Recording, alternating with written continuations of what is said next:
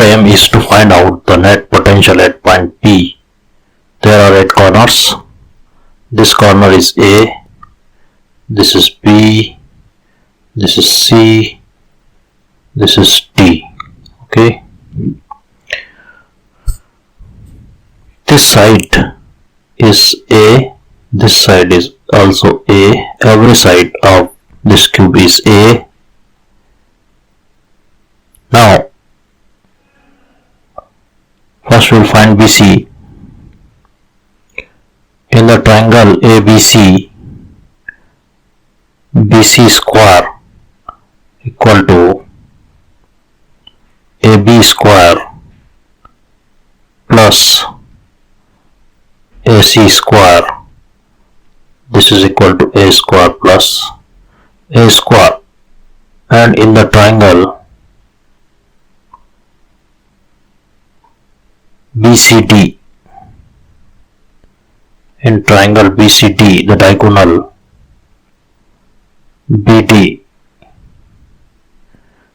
square equal to BC square plus CD square, and that result A square plus A square plus A square, that is 3A square.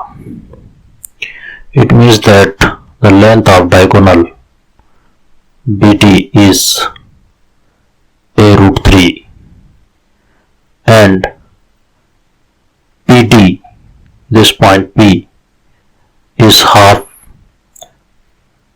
PD. So PD is A root 3 by 2, and that is also equal to PB. Now potential due to one corner.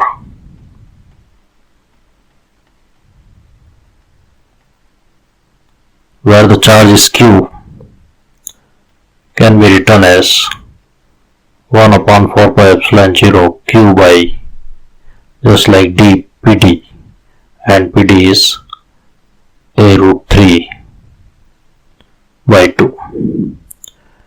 And potential due to whole cube at center P, because there are 8 corners and at every corner there is a charge, and potential is a scalar quantity.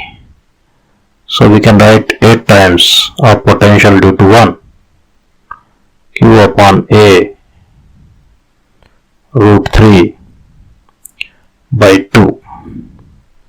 This we can write like 8Q upon 4 pi epsilon 0 into A root 3 and into 2 in numerator.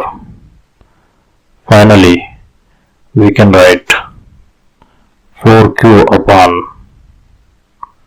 root 3 pi epsilon 0 A.